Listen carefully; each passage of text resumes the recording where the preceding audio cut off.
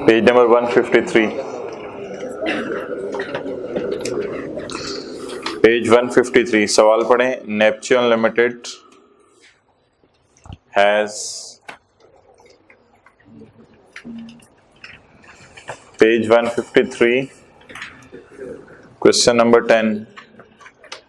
ये टेस्ट में भी आया था, होमवर्क में भी दिया था। नेपच्यून लिमिटेड टेस्ट में टेबल की फॉर्म में नहीं आया था, डिस्क्रिप्टिव फॉर्म में। Neptune limited had established its business in December 2008।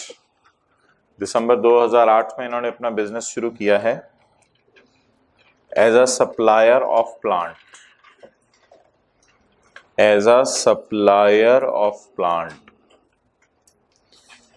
During the year ended 31 दिसंबर 2009। 31 दिसंबर 2009 के साल में the company sold 2 machines under lease arrangements.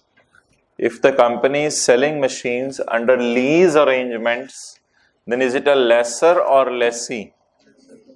Lessor. The company has sold 2 machines under lease arrangements. तो company lessor है या lessee है? अगला सवाल, खामोश रहेंद्रा। Neptune had established its business as a supplier of plant. ये डीलर लेसर है, ये डीलर लेसर है। As a supplier of plant, plant supply करने का इनका कारोबार है। As a supplier of plant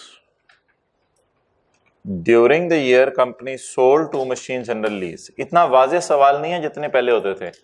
कैसे पहले सवाल होते थे? Neptune limited is a supplier of plant during the year it also leased.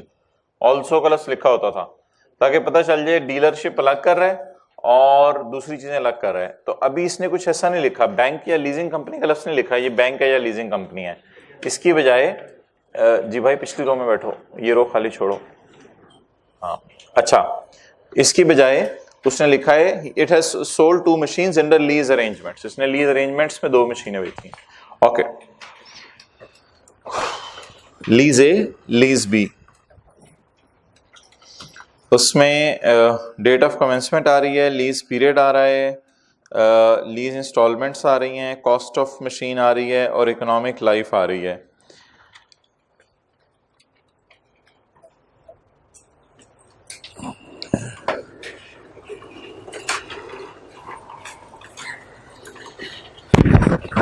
Okay, NL sells machine on cash at cost plus 20%.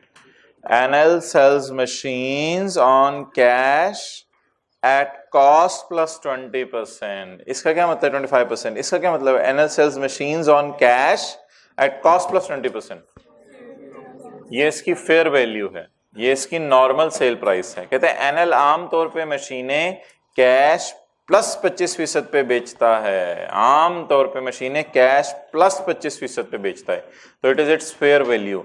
भाई यहां से भी हिंट मिल जाया करता है कि ये डीलर मैन्युफैक्चरर का सवाल है।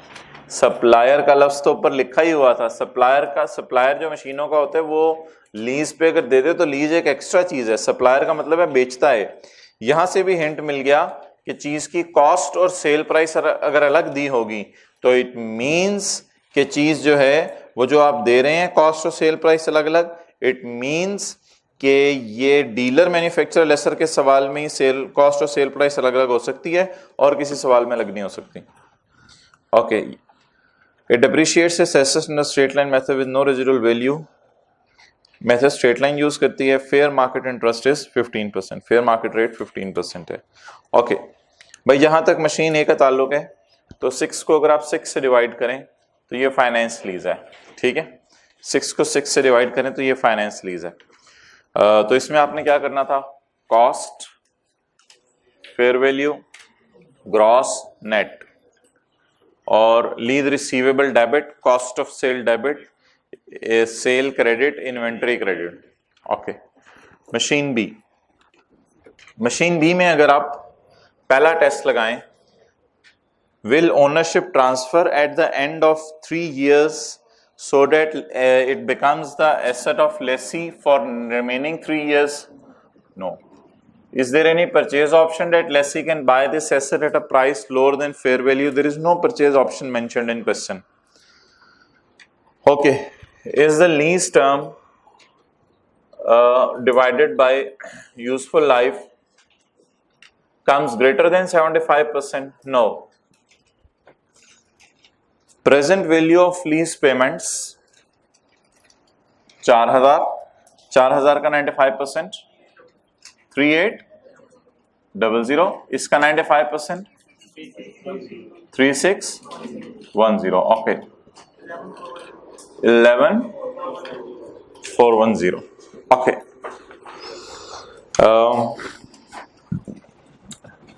11410 को डिस्काउंट भी किया जा सकता है, लेकिन मैं डिस्काउंटिंग के चक्कर में नहीं पड़ा। चलें कर लेते हैं। इसमें प्रेजेंट वैल्यू अगर निकालनी है तो 4000 को डिस्काउंट नहीं करेंगे क्योंकि एडवांस का सवाल है, या एरियर का है, एडवांस का सवाल है।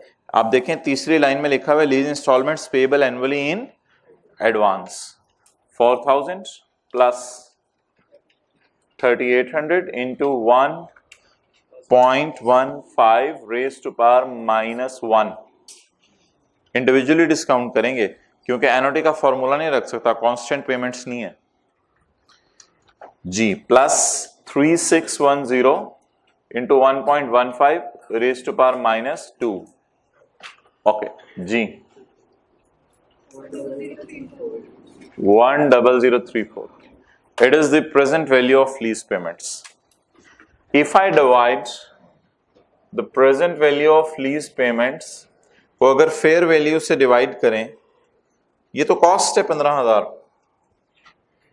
ये तो कॉस्ट है 15000। Okay, cost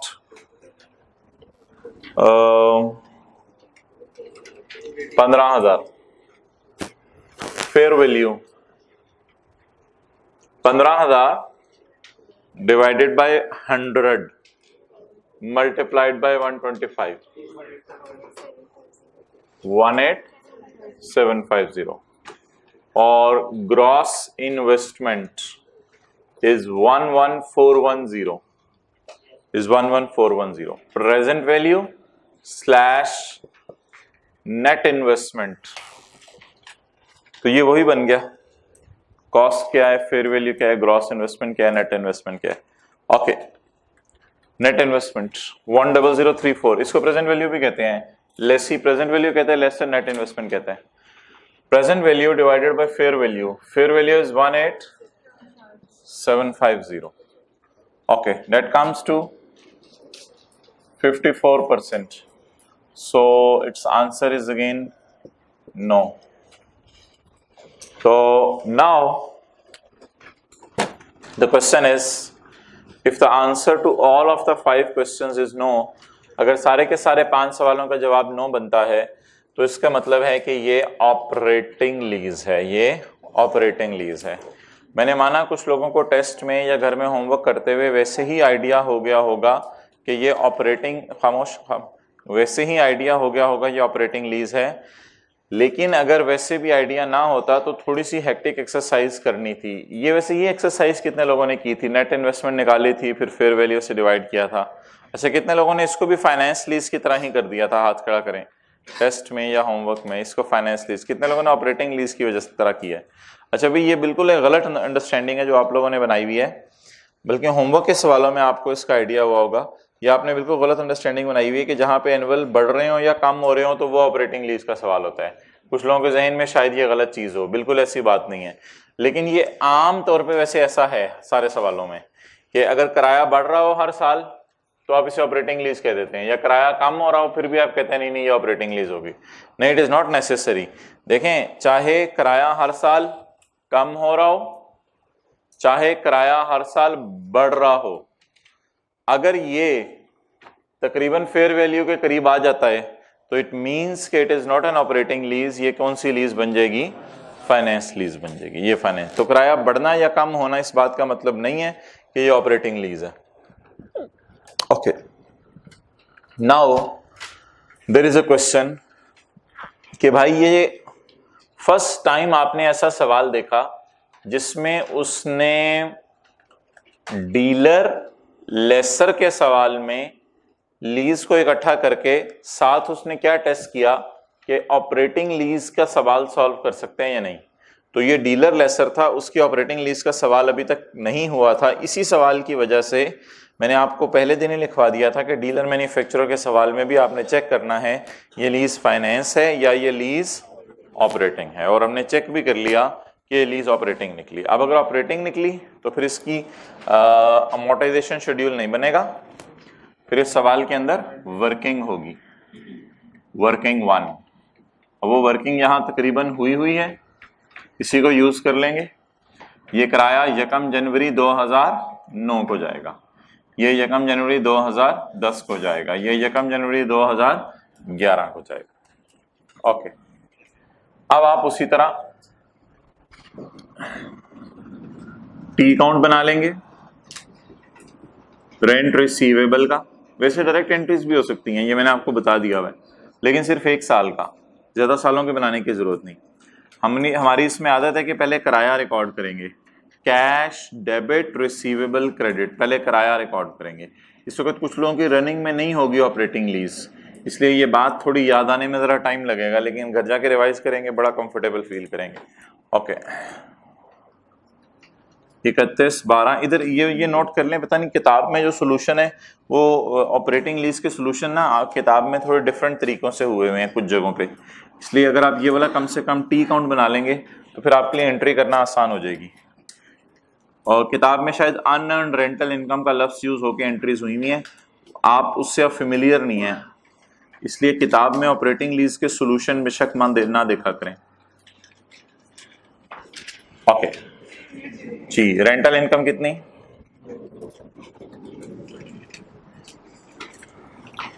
11410 divided by 3, 3803। Rental income is 3803। जी भाई सही। बहरहाल टेस्ट का सोल्यूशन फोटोकॉपियर के पास पड़ा होगा, उसमें ये बना हुआ टी काउंट, वो सही है भाई। व्हाइट शर्ट उधर छोड़ो जी। Okay, now what is this? 31/12/2009 carry down 197। Okay, तो इस तरह आपने टेस्ट में करना था। Okay, now general entries. अब आप मुझे ये बता दें, क्या इस एसेट को हम किताबों में रखेंगे या इस एसेट को हम किताबों से निकाल देंगे? क्या इस एसेट को हम किताबों में रखेंगे या इस एसेट को हम किताबों से निकाल देंगे? रखेंगे। ओके, सवाल की रिक्वायरमेंट पढ़ें। रिक्वायरमेंट नंबर ए, आपने क्या करना है? जनरल एंट्रीज करनी है। If you are suppose to prepare journal entries, अगर आपने जनरल एंट्रीज करनी है तो मुझे सवाल में देख के बताएं इसकी डेट ऑफ परचेज क्या है। नहीं, एसेट किस दिन खरीदा है, नहीं गिवन। तो मेरा ख्याल है फिर एसेट खरीदने की एंट्री मैंने कहा था ना किया करें अगर एसेट खरीदने की डेट गिवन ना हो। एक हवाई सी एंट्री हो सकती है कि इसने एसेट खरीदा होगा तो एसेट डेबिट कैश क्रेडिट, लेकिन ये एंट्री आप स्किप कर सकते हैं, you can skip this. Okay, आप बता दें 1 जनवरी 2009 को क्या एंट्री होगी? Cash debit. हाँ, किताब में इसकी एंट्री देखने की जरूरत नहीं, टेस्ट का सोल्यूशन ले लीजिएगा फोटोकॉपियर से आज, वहां इसकी एंट्री आपको मिल जाएगी। टेस्ट का सोल्यूशन भी होगा और सैटरडे वाले होमवर्क का सोल्यूशन भी होगा। ओके, 1 जनवरी 2009। Next 31/12/2009 rent receivable debit rental income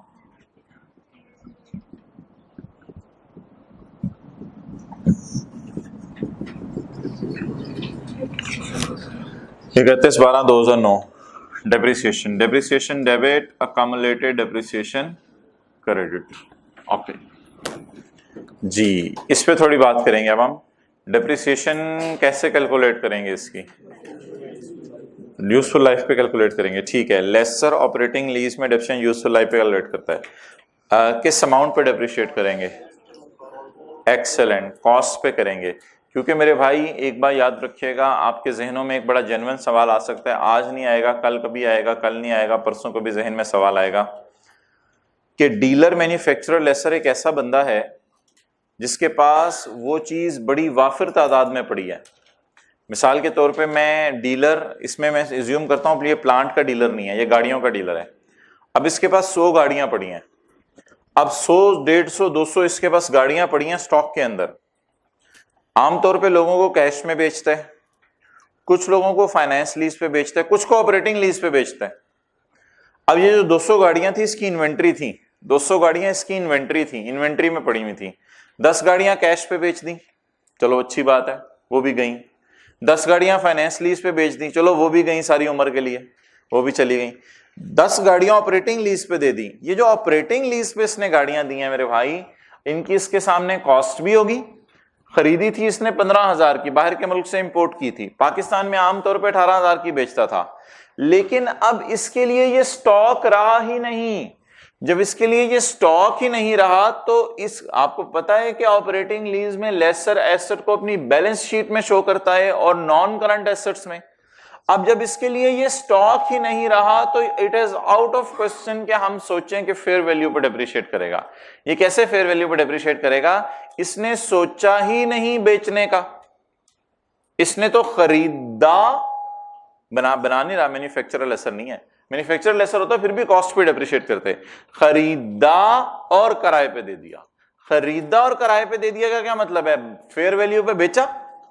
तो एक चीज किताबों में आ ही नहीं रही तो हम उसको डेप्रिशिएट कैसे कर सकते हैं? वाई? इससे पहले एक हिडन एंट्री है हुई होगी जो मैंने इसलिए नहीं की, डेट ऑफ परचेज नहीं गिवन। वो ये सप्लायर है प्लांट्स का। सप्लायर क्या करता होगा? बना के बेचता होगा, खरीद के बेचता होगा। बताएं इसने बाजार से जाके किसी और से कितने का खरीदा होगा? 15,000। Asset debit, cash credit 15,000। तो जब एसेट 15,000 का आ रहा है तो आप जो है वो डेप्रिसिएशन मैक्सिमम 15,000 चार्ज कर सकते हैं। 15,000 से ज्यादा डेप्रिशिएट नहीं कर सकते, वो नेगेटिव में चले जाएगा फिगर, ठीक है। और अगर आप कहें फेयर वैल्यू पे डेप्रिशिएट करें तो फिर एसेट को लाना पड़ेगा फेयर वैल्यू, फिर एसेट को मैं कैसे लाऊं फेयर वैल्यू पे? सो इसलिए भाई डीलर मैन्युफैक्चरर लेसर अगर ऑपरेटिंग लीज के अंदर एंटर हो जाए तो ये सारा डाटा इरेलेवेंट हो जाता है। इस सारे का क्या करना है? लीज रिसीवेबल को रिकॉर्ड करना है नेट इन्वेस्टमेंट में, लीज रिसीवेबल यहां आ ही नहीं रहा। कॉस्ट ऑफ सेल को रिकॉर्ड करना है, कॉस्ट माइनस पीवी ऑफ यूजीआरबी पे, नहीं। आपने सेल को रिकॉर्ड करना है लोअर ऑफ फेयर वैल्यू और present value of lease payments पे, नो, आपने सेल को भी रिकॉर्ड नहीं करना। आपने इन्वेंट्री को रिकॉर्ड करना है, क्रेडिट करना है कॉस्ट से, नो। इन्वेंट्री तो गई नहीं आपके पास, 3 साल बाद वापस आ जाना, फिर आप किसी और को किराए पे दे देंगे। तो अब ये इन्वेंट्री नहीं रही इसके लिए, तो लिख ले मशीन बी के साथ, no it is not inventory, it is a fixed asset. क्योंकि कौन सी लीज में एंटर हो गया ये? ऑपरेटिंग लीज में।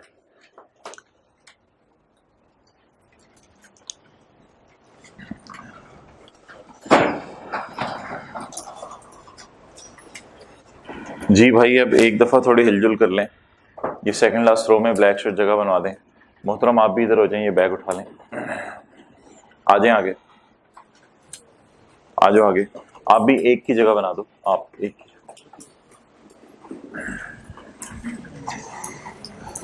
ये ग्रीन शर्ट इधर हो जाए ना, बैग आगे रख दें। ओके भाई इधर हो जाओ, okay.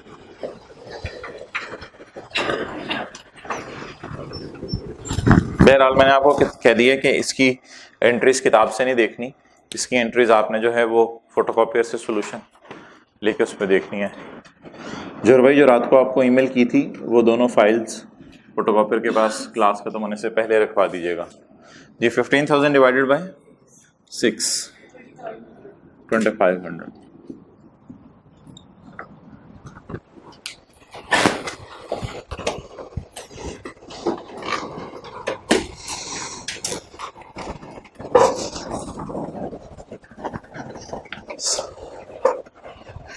Ji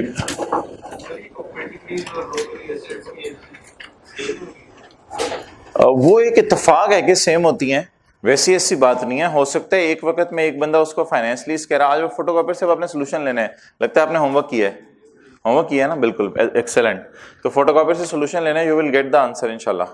it is not necessary के भाई, ये मैंने क्लास में एक दिन बात कर दी थी, इट इज नॉट नेसेसरी के लेसर उसको ऑपरेटिंग लीज कह रहे हैं और लेसी उसको लो वैल्यू कह रहा है, लेकिन वैसे एंट्रीज दोनों की सेम होती हैं, क्योंकि इनकम किस बेस पे रिकॉर्ड होती है, स्ट्रेट लाइन बेस पे। इनकम किस बेस पे रिकॉर्ड होती है, क्वेश्चन 2 में आपको अगली बात का जवाब मिल जाएगा। क्वेश्चन 2 में वो लो वैल्यू एसेट नहीं था, तो आपने क्वेश्चन 1 और 2 से बहुत लर्न किया होगा, हाथ खड़ा करें जरा, बहुत लर्निंग हुई होगी, तो वो फोटोकॉपी से आप सोल्यूशन लेंगे आज। ओके तो इस सारी, अच्छा टेस्ट में एक थोड़ी सी वैरायटी सुन लें, वो क्या थी, क्वेश्चन 10 में ही रहे। एसेट ए आपको नजर आ रहा है, एसेट ए, एसेट ए में date of commencement of lease पे उंगली रख के बताएं क्या है, 1 जनवरी 2009, लेकिन टेस्ट में यहां लिखा हुआ था 1 जुलाई 2009, इसलिए इंटरेस्ट इनकम को साल पे रिकॉर्ड नहीं करना था, इंटरेस्ट इनकम को 6 महीने पे रिकॉर्ड करना था। यही सवाल होमवर्क में दिया हुआ था, लेकिन ये पूरे साल के एतबार से था, लेकिन उसको 6 महीने के एतबार से किया हुआ है, इसलिए नोट बनाते हुए भी अर्नड इनकम 6 महीने की थी और अनअर्नड इनकम 6 महीने की थी, और बाकी अनअर्नड से आपने नोट बनाना था। इसलिए फोटोकॉपियर से भी जाते हुए सोल्यूशन लेना है। कितने लोगों ने पूरे साल पे गलती से कर दिया, पूरे साल पे? ओके, कितने लोग नोट में 6 महीने को एलोकेट करना भूल गए अनअर्नड के अंदर? ओके, कितने लोगों ने सारा सही किया है? कितने लोग मशीन बी को समझे ही नहीं करना क्या है टेस्ट में? ओके, कितने लोगों को ये भी नहीं पता चला कि डीलर लेसर है? अच्छा, ये देखो भाई, डीलर लेसर आपको कैसे पता चल जाना था, एक लाइन में दी हुई है कॉस्ट 15,000 और नीचे दी हुई है NL sells machine on cash at cost plus 25%। Cash पे भी लोगों को बेचता है, वो खुद बता रहा था एक जगह पे कैश पे बेचता है। बहरहाल डबल अंडरलाइन करें, सप्लायर ऑफ प्लांट, ये असल बात थी जहां से पता लगना था, सप्लायर ऑफ प्लांट।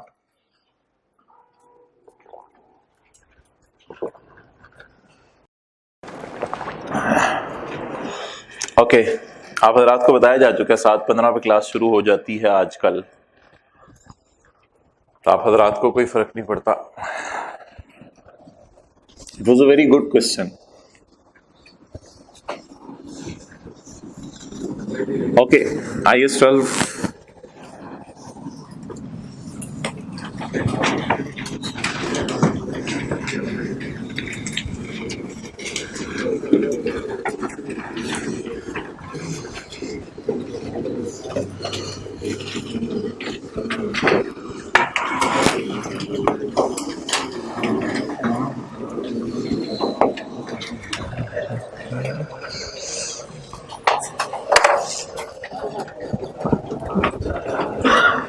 सवाल लिखें।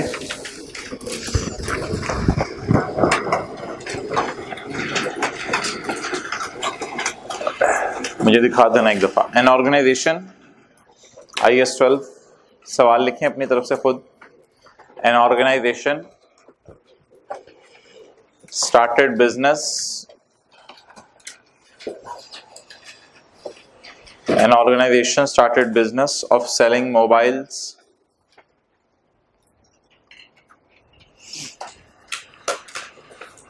in 2018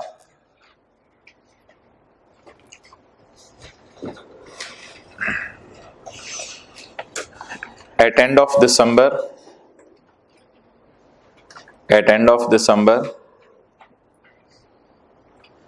it estimated that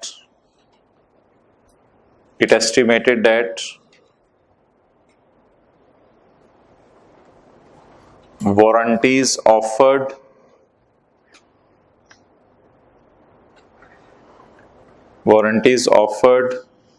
would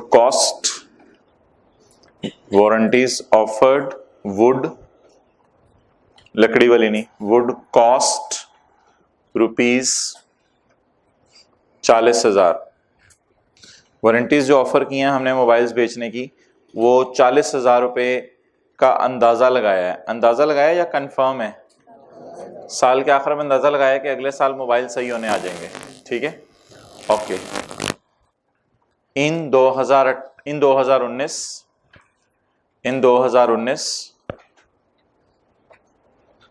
the estimates appeared to be correct. In 2019 the estimate appeared to be correct and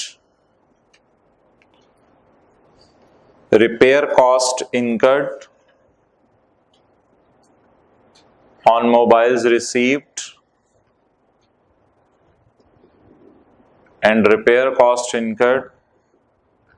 received is rupees 40,000. Okay,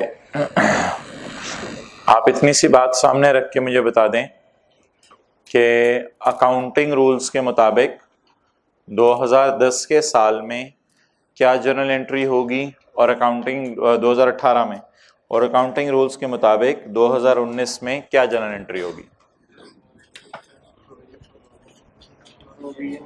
2018 में ना मोबाइल बेचे होंगे, तो प्रोविजन फॉर डाउटफुल डेट को क्यों record करते थे, वजह उसकी ये होती थी डेटर भी पैसे लेके नहीं भागा, कोई मसला नहीं, सेल रिकॉर्ड हो गई है इसलिए प्रोविजन रिकॉर्ड कर लो, क्योंकि कल कला को जब भी डेटर कभी पैसे लेके भागेगा तो फिर अगले साल की सेल में से पिछले साल के डेटर के भागने के पैसे रिकॉर्ड करना मैचिंग कॉन्सेप्ट के खिलाफ होगा।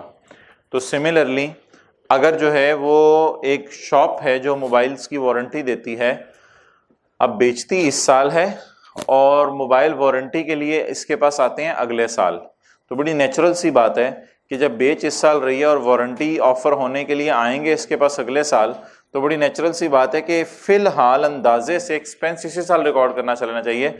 अगर इस साल एक्सपेंस रिकॉर्ड नहीं करेंगे तो मसला ये होगा कि अगले साल सेल कम हो जाए, कोई मसला हो जाए, तो अगले साल जो है वो पिछले साल का एक्सपेंस रिकॉर्ड कर रहे होंगे, वो मैच नहीं कर रहा होगा। इसलिए अकाउंटेंट्स कहते हैं अंदाजे से आप एक्सपेंस रिकॉर्ड कर दिया करो। जैसे दिसंबर का घर का बिजली का बिल नहीं आता, लेकिन दिसंबर के एंड पे जब तनख्वाह मिलती है अब्बू को, तो अंदाजे से दिसंबर के बिजली के बिल के पैसे रख लेते हैं ताकि जनवरी में वो पैसे पे करने आसान हो। अब इसी तरह इस ऑर्गेनाइजेशन ने सोचा कि हम अंदाजे से एक एंट्री कर लेते हैं, बाद में अगले साल देखेंगे क्या बना। जी बोलें, क्या एंट्री होगी? वारंटी एक्सपेंस या expense debit, expense debit and payable credit. Liability हम अपने ऊपर फील करें, किस चीज की लायबिलिटी फील करें? वारंटी की। किस चीज की लायबिलिटी फील करें? वारंटी की लायबिलिटी फील करें, ठीक है। इसको कहते पेएबल ही हैं, लेकिन ऐसी लायबिलिटी जिसकी टाइमिंग या अमाउंट में अनसर्टेनिटी हो। टाइमिंग में भी अनसर्टेनिटी है, पता नहीं कब मोबाइल सही होने आए अगले साल। अमाउंट में भी अनसर्टेनिटी है, पता नहीं कितने का मोबाइल सही कर, भाई छोड़ो अभी जो मैंने पहले पढ़ाया, अभी इधर देखो। टाइम में भी अनसर्टेनिटी है, पता नहीं किस वक्त सही होने आए। अमाउंट में भी अनसर्टेनिटी है, पता नहीं कितने का खर्चा हो। तो जिस लायबिलिटी की अमाउंट और टाइमिंग में अनसर्टेनिटी होती है, उस लायबिलिटी का नाम अकाउंटेंट्स ने बड़ा मुश्किल सा रखा हुआ है प्रोविजन। प्रोविजन फॉर वारंटी, इसको कहते हैं उर्दू जुबान में प्रोविजन बनाना। प्रोविजन बना के रख लो, फिर कभी काम आ जाएगी। जैसे सर्दियों में साग बना के रख लेते हैं फ्रीजर में, कभी काम आ जाएगा, ऐसे ही प्रोविजन बना के रख लो, कभी काम आ जाएगी। ओके जी, 40,000।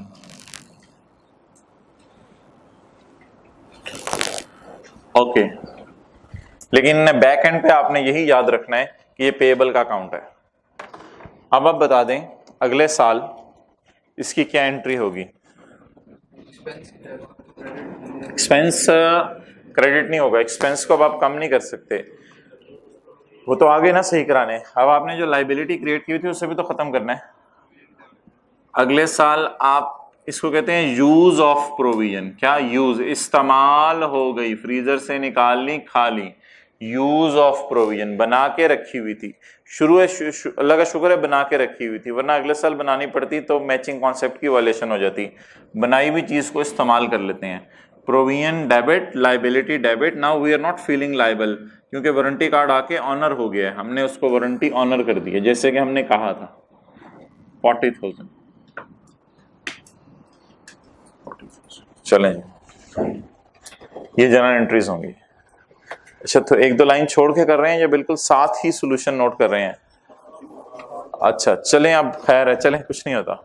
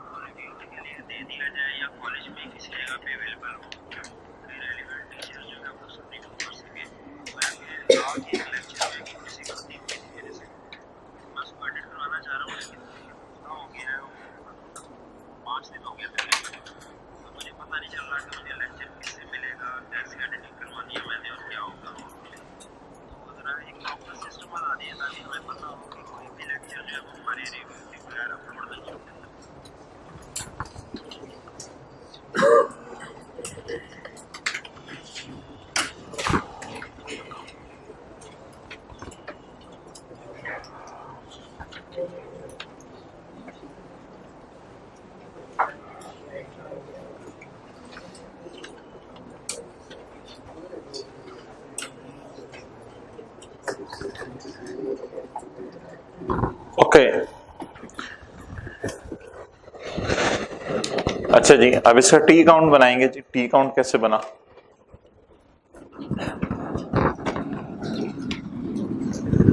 टी काउंट का नाम होगा पेएबल या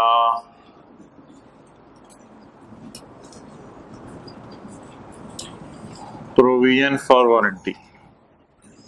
जी, एक्सपेंस रिकॉर्ड करने की एंट्री बताइएगा। Expense debit liability credit. Expense record करने की एंट्री बताइएगा।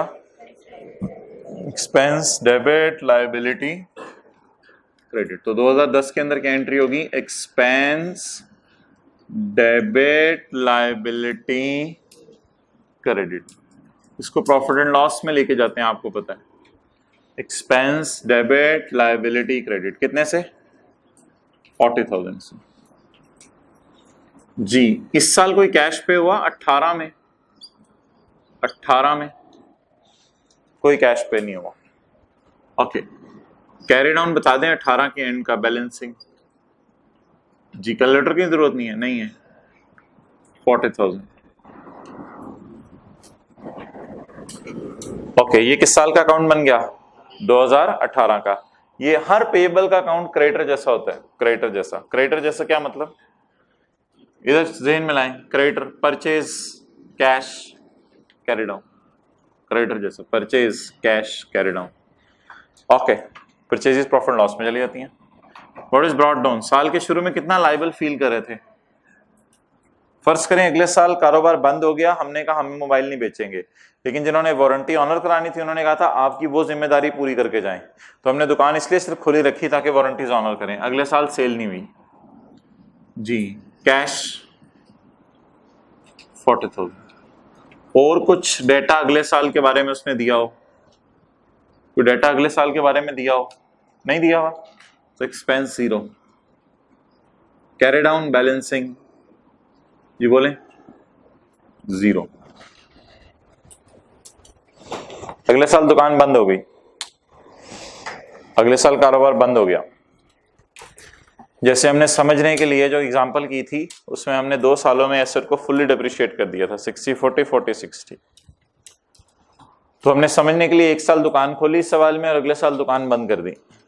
बेशक आप सवाल में एक लाइन ऐड कर सकते हैं, no sale were made in 2019। No sale were made in 2019 में हमने कोई मोबाइल की सेल नहीं की। इसका मतलब है no new warranty issued, no new expense, nothing, no problem, relax, late आने वाले, नो प्रॉब्लम एट ऑल।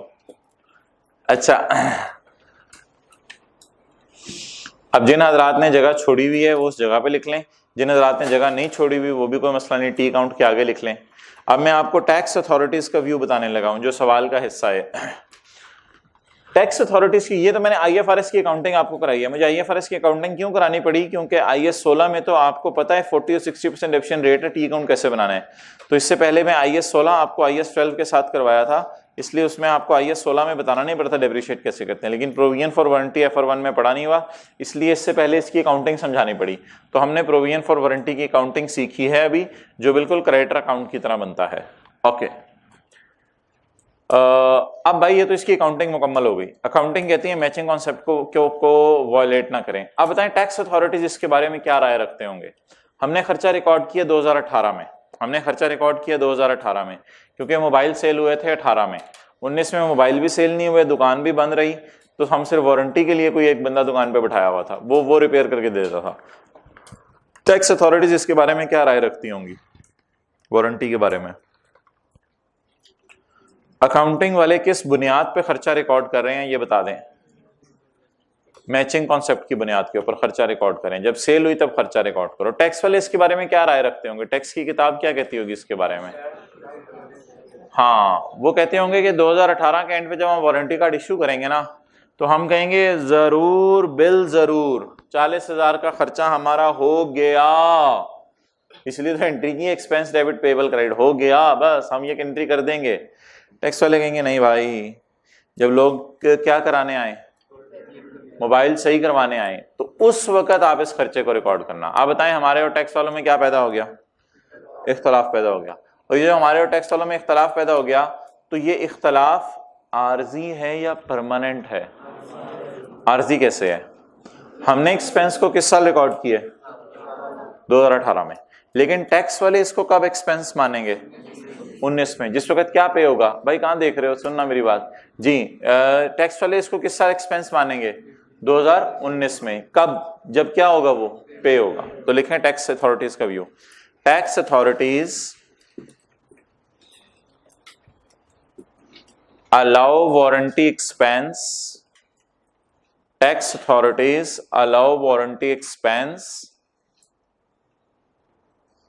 जी, जिन्होंने टैक्स पढ़ा हुआ है आगे क्या लफ्ज होना चाहिए, allow warranty expense to be deducted. Tax वाले डिडक्शन का लफ्ज यूज करते हैं, डिडक्शन, एक्सपेंस के लिए वो लफ्ज यूज करते हैं deduction. Tax authorities allow warranty expense to be deducted when, बोले when paid. Tax authorities allow warranty expense to be deducted when paid. Tax authorities वाले कहते हैं कि डिडक्शन में डाल दो, खर्चा रिकॉर्ड कर दो, लेकिन सिर्फ कब खर्चा रिकॉर्ड करो, जब ये क्या हो जाए, पे हो जाए, जब ये पे हो जाए। जब तक पे ना हो इसको खर्चे में मत डालो। ओके भाई, फर्स्ट रो में आ जाए जंप करके।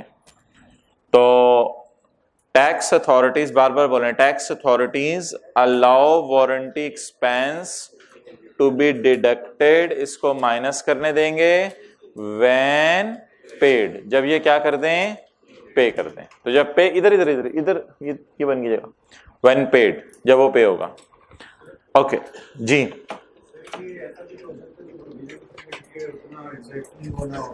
हाँ बिल्कुल उतना एग्जैक्टली ना हो, फिर उसमें ये होगा कि हम अगले साल एक्सपेंस रिवर्स करेंगे और इनकम में डालेंगे।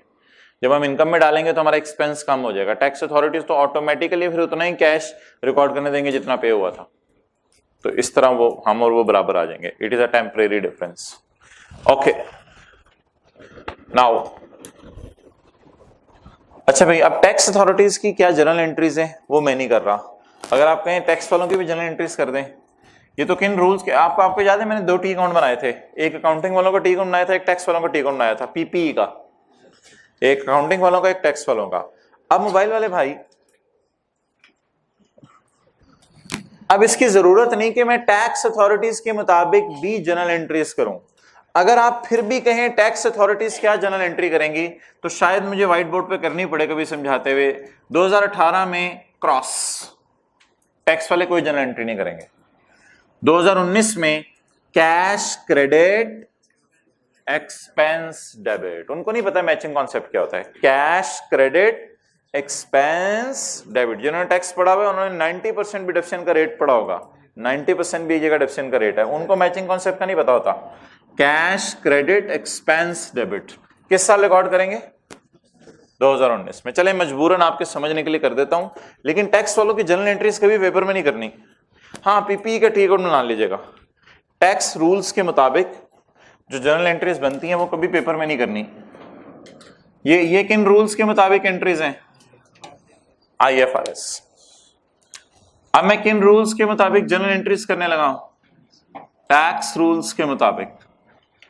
जी, टैक्स रूल्स के मुताबिक जनरल एंट्रीज करते हैं। किस साल की एंट्री होगी? 2018 में नो जनरल एंट्री। किस साल की एंट्री होगी? 2019 में। बोले बोले बोले। एक्सपेंस डेबिट और कैश क्रेडिट, वो प्रोविजन फॉर वारंटी का अकाउंट ही नहीं बनाएंगे। उनकी नजर में कुछ अंदाजा है ही नहीं। जरा नजर मारे, उनकी नजर में प्रोविजन का अकाउंट बन रहा है? कोई लायबिलिटी का अकाउंट बना? उन्होंने बस एंट्री डायरेक्ट की, एक्सपेंस डेबिट कैश क्रेडिट। तो ये पेपर में कभी नहीं करनी है। इसको डबल अंडरलाइन लगा के क्लोज कर देते हैं, कहीं ये बाहर ना आ जाए। डब्बे में बंद कर दें इसे, डब्बे में। Okay, the workings are complete now. अब हम क्या क्या करेंगे? वही वाले काम अब सारे वही। सबसे पहले करंट टैक्स की वर्किंग, उसके बाद डेफर्ड टैक्स की वर्किंग, करंट टैक्स की वर्किंग, डेफर्ड टैक्स की वर्किंग, फिर डेफर्ड टैक्स का टी काउंट, और फिर एंड पे हम बनाएंगे प्रॉफिट एंड लॉस, और आज नोट भी बनाएंगे। ओके, अच्छा जी, सवाल की रिक्वायरमेंट लिख लें, कहीं भी लिख लें, अभी सवाल खैर नो प्रॉब्लम। एज्यूमिंग इसी सवाल को कंटिन्यू करें। Assuming the company earned profit of rupees 2 lakh, assuming company earned profit of rupees 2 lakh in both years,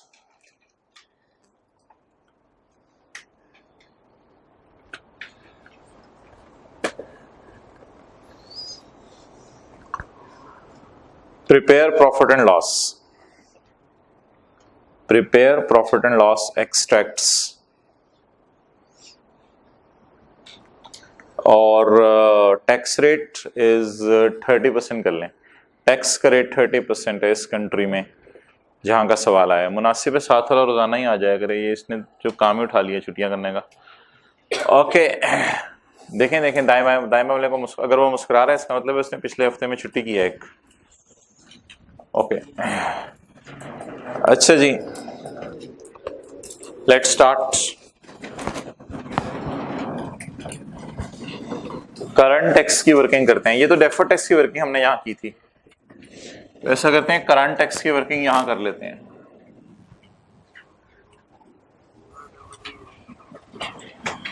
दो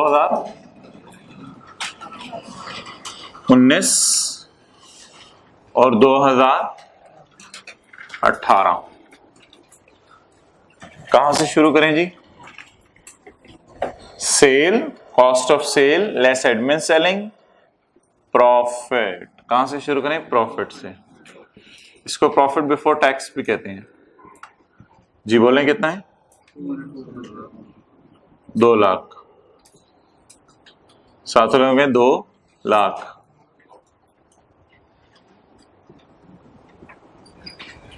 ओके, अब आप जरा सोच के बता दें, पता नहीं 40,000 को ऐड करना है, लेस करना है, क्या करना है, 18 में 40,000 के साथ क्या करना है, 19 में 40,000 के साथ क्या करना है। एक चीज मैं बता देता हूं, अगला सारा आपने सोचना है और मुझे उम्मीद है कि सारे सही बताएंगे। 18 में 2 लाख तक पहुंचते हुए अकाउंटिंग वालों ने 40,000 माइनस कर दिया हुआ है। इतना सा मैं बता देता हूं, बाकी आप हजरात जो है यहां भी एक फिगर लिखें, यहां भी एक फिगर लिखें, टैक्स से प्रॉफिट निकालें, टैक्स रेट लगा के टैक्स निकाल दें। सोच लें 18 में अकाउंटिंग वालों ने क्या किया है, उसके बिल मुकाबिल टैक्स वाले क्या कह रहे थे कि यार ये क्या कर दिया तुमने, हम तो ये नहीं चाहते थे। सोचें सोचें।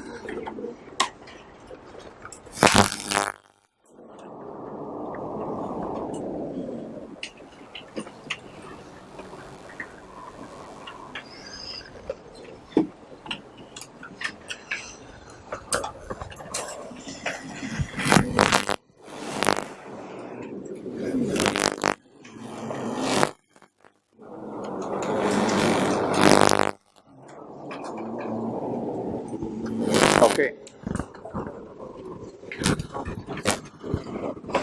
जी, सोचें 18 के साल में अकाउंटिंग वालों ने प्रॉफिट तक पहुंचते हुए कितना माइनस कर दिया है। टैक्स वाले कह रहे हैं हम इसको खर्चा नहीं मानते, हम इसको खर्चा ही नहीं मानते, ये है ही नहीं खर्चा। अब बताएं, जब टैक्स वाले कह रहे हैं हम इसको मानते ही नहीं, अकाउंटिंग वाले कह रहे हैं हमने माइनस कर लिया है, टैक्स वाले कहेंगे ये 40,000 ये क्यों माइनस किया है, वो कर दिए। ये कहेंगे नहीं ये शर्म नहीं आती, क्यों माइनस किया है। हमने कहा नहीं आती, ऐड कर देते हैं 40,000 को हमने क्या कर दिया, ऐड कर दिया, 40,000 को ऐड कर दिया। ठीक है, याद रखिएगा ये वाली फिगर हुआ करेगी, इसको आपने ऐड कर दिया करना है 40,000 एक्सपेंस। इसको रिवर्स कर दें क्योंकि टैक्स वाले इसे नहीं मान रहे। ओहो, we will weep like anything. हम साइड पे जाके इधर खड़े होके रो रहे होंगे। टैक्स वाले कहेंगे क्या हुआ, हम कहेंगे कमाया 2 लाख, टैक्स दिया 2,40,000 रुपए।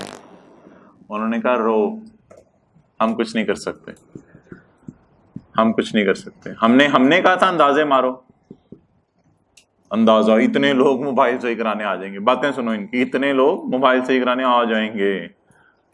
जब गए आएंगे तो देखी जाएगी, आज जाएंगे वाला क्या चक्कर रखा हुआ है। जी बोले 72,000, भाई ने फरमाया 72,000, गाली मुकाओ। ओके अच्छा जी, अगले साल अकाउंटिंग वालों ने अकाउंटिंग की जनरल एंट्रीज करते हुए एक्सपेंस रिकॉर्ड किया है या लायबिलिटी को खत्म किया है। तो बोले 2 लाख पे ऐसे आंखें रख के ऊपर देखें, प्रॉफिट तक पहुंचते हुए अकाउंटिंग वालों ने एक्सपेंस रिकॉर्ड किया है। जब प्रॉफिट तक पहुंचते हुए अकाउंटिंग वालों ने एक्सपेंस रिकॉर्ड नहीं किया तो इसलिए आपको रिवर्स करने की कुछ जरूरत नहीं।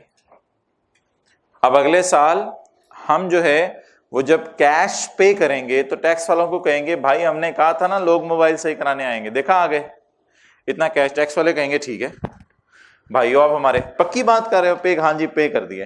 टैक्स वाले कहेंगे चलो ठीक है माइनस करने की इजाजत है। हम कहेंगे हमने तो नहीं किया, माइनस कर लो, आइयो अपने, हमारी बातें खिल जाएंगी। और बातें विल खिल लाइक एनीथिंग। 40,000 हम माइनस करेंगे खुशी खुशी। टैक्स वाले कह रहे होंगे करो भाई करो माइनस। हम पूछ रहे होंगे आप क्यों माइनस करने दे रहे हैं? कह रहे होंगे इसलिए कि आपने खर्चा पे कर दिया। हमने कहा हम तो खर्चा पे होने पे एंट्री नहीं करते, एक्सपेंस में नहीं डालते। उन्होंने कहा हम तो डालते हैं एक्सपेंस में, करो माइनस। 40,000 जी कितना हो गया? 160,000 जी। टैक्स 48,000। अच्छा इधर ही रहे, ऊपर क्लास से जाने की जरूरत नहीं, इधर ही रहे। दो जमा दो 4, बचपन से सीखा। 2 जमा 2, हाँ लोग देखने वाली आंख होनी चाहिए, 5 भी होता है, ऐसे पागल लोग होते हैं वो। इधर देखें आप, 2 जमा 2 4, और 2.4 जमा 1.6 4, ये भी 4। आप बता दें दोनों सालों का प्रॉफिट अकाउंटिंग वालों का भी सेम है और टैक्स वालों का भी सेम है। प्रॉफिट दोनों सालों का ओवरऑल सेम है। तो अगर मैं 19 के एंड पे खड़े होकर देखूं तो ये इख्तलाफ एक आर्जी नेचर का था जो 18 में क्रिएट हुआ था, और 19 में ये इख्तलाफ क्या हो गया? रिवर्स हो गया। इस 40,000 के आगे लिख सकते हैं रिवर्सल ऑफ एक्सपेंस, और इस 40,000 के आगे रिकॉर्डिंग ऑफ पेमेंट।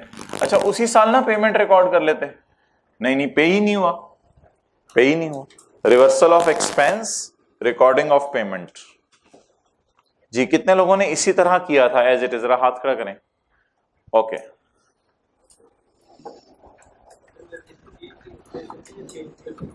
चेंज भी कर सकते हैं। एक्सपेंस और कैश का लफ्ज खाली भी एक्सेप्टेबल है।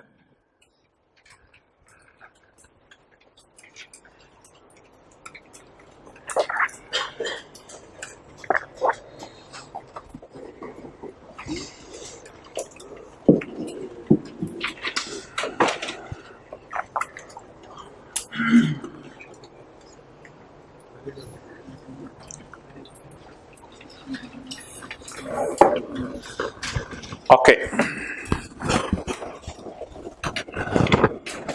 दोबारा सोच लें आखिरी दफा।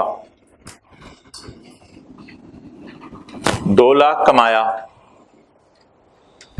यहां तक पहुंचते हुए हमने कितना एक्सपेंस रिकॉर्ड किया था? 40,000। टैक्स वाले कहेंगे क्यों रिकॉर्ड किया है, क्यों माइनस किया, इसे क्यों माइनस किया? आप इसे क्या कहेंगे? अच्छा चलो गलती से माइनस किया, आप क्या कर देते हैं? ऐड कर देते हैं, क्योंकि उन्होंने एक्सपेंस ही नहीं माना। अगले साल क्या होगा? अगले साल हम क्या एंट्री करे होंगे? Payable, debit, cash, credit. अब बताएं अगले साल हमने एक्सपेंस में डाला। जब अगले साल हमने एक्सपेंस में नहीं डाला तो टैक्स वाले कहेंगे पे हो गया, हम कहेंगे हाँ पे हो गया, कहेंगे डालो एक्सपेंस में, देखी जाएगी। हम कहेंगे हमने अभी तक नहीं डाला, प्लीज हमने अभी तक एक्सपेंस में नहीं डाला, हमने नहीं माइनस किया हुआ, हमने नहीं एक्सपेंस में डाला हुआ। कहेंगे डालो भाई डालो, एक्सपेंस में डालो। एक्सपेंसेस रिकॉर्ड किस साइन के साथ होते हैं? नेगेटिव साइन के साथ। Okay now I am going to prepare profit and loss. अब मैं प्रॉफिट एंड लॉस बनाने लगा हूं। Statement of comprehensive income. वो डेफर्ड टैक्स की कैलकुलेशन बाद में कर लेते हैं, उसके बगैर लॉजिक जरा बेहतर समझ आ जाती है।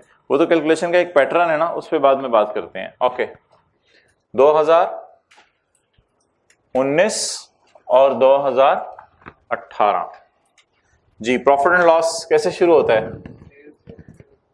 सेल, फिर cost of sale, GP, admin, selling, finance, profit before tax.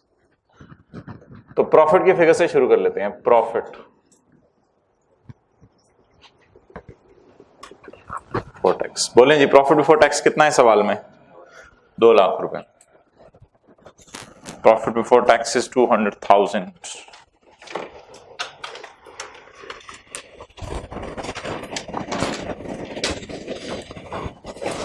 Okay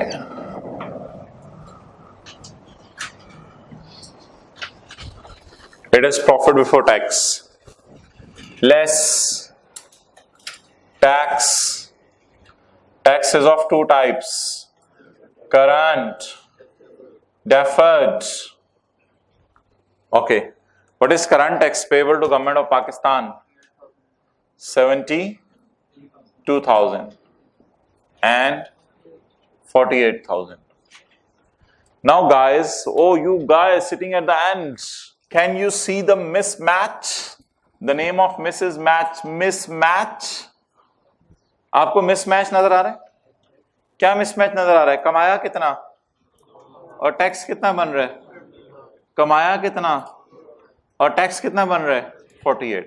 Now there is a mismatch. इस mismatch को रिमूव करने के लिए we will introduce deferred tax. हम deferred tax इंट्रोड्यूस करेंगे. ओके, इसकी जनरल एंट्रीज बता दें. 72,000 82,000 की जनरल एंट्रीज यहां कर देते हैं. 2018 के साल की और 2019 के साल की टैक्स की एंट्रीज. 18 के साल की करंट टैक्स एक्सपेंस डेबिट और current tax payable credit, that is 72,000. एक एंट्री की जगह छोड़ देता हूं डेफर्ड टैक्स वाली. 2019 की entries current tax expense debit, current tax payable credit.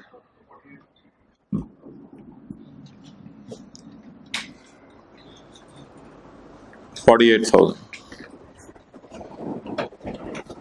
कर लें. फिर डेफर्ड टैक्स की एंट्रीज की जगह छोड़ देते हैं.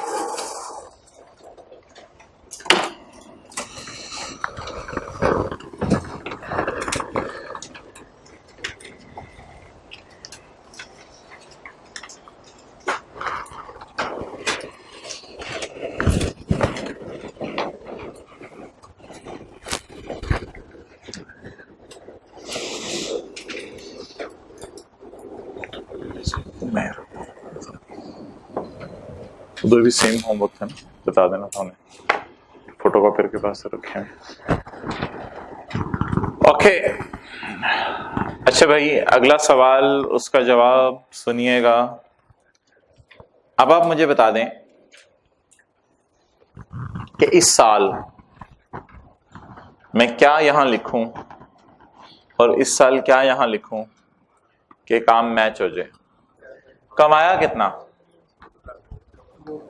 कमाया कितना, अब टैक्स किस पे दिया? Oh man, you sitting at the last, the story is entirely different today. बिल्कुल कल वाली क्लास में उल्टा हो रहा था. 100 इधर पड़ा हुआ था और 94 इधर पड़ा हुआ था. याद आ रहा है? 100 ऊपर पड़ा हुआ था. कई दफा आपने सवाल किया होगा घर जाके. 100 ऊपर पड़ा हुआ था और इधर कितना पड़ा हुआ था? 94 पड़ा हुआ था. आज उल्टा काम हो रहा है. ऊपर प्रॉफिट कितना पड़ा हुआ है? 200 और नीचे टैक्स किस पे दे रहे हैं? भाई अगर मैंने 200 कमाया और गवर्नमेंट कहती है 240 पे टैक्स मुझे दे दो, तो मैं रिलैक्स होके सोऊंगा.